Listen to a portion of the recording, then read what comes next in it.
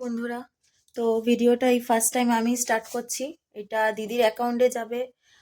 আমি দিদির Facebook account দেখছিলাম, তো ওখানে ভিডিওতে দেখছিলাম অনেক বন্ধুরা কমেন্ট করেছো যে তোমার স্বামী কেমন আছে বা যে দিদির বর কেমন আছে, অনেকেই কমেন্ট করেছো। তো আমার মনে হলো এটার উত্তর দেওয়াটা উচিত। আর দিদিও এখন জেএনএম হসপিটালে ভর্তি আছে, দিদি নিজেই। অমিতদার খুব শরীর খারাপ, ওই হসপিটাল থেকে জানা গেছে, আমরি থেকে। তো দিদির সেখানে খুব শরীর খারাপ হয়েছে। দিদি বাড়িতে এসছে কোনো রকম কোনো কিছু না করেই, আর এতটাই দুর্বল হয়ে গেছে, এতটাই শরীর খারাপ হয়ে গেছে যে দিদিকে হসপিটালে নিয়ে যেতে লেগেছে। সেইখানে এখন দিদি হসপিটালে ভর্তি আছে। আর তোমরা যেহেতু অমিতদার কথা জানতে চাইছিলে, তো অমিতদাকে দেখাচ্ছি। অমিতদা খুব একটা ভালো নেই।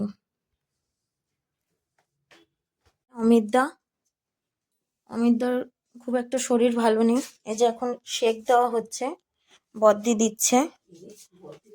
আর ওই যে মেয়ে মেয়ে এখন একটু মোবাইল নিয়ে রয়েছে। অমিতদার শরীরটা খুব একটা ভালো নেই।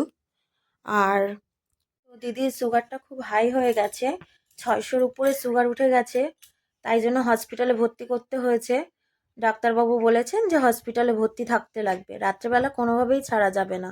আর যদি বাড়িতে আনতে হয় তো বন্ডে সই করে আনতে লাগবে। তো আমরা সেটা মনে করেছি অনেকটা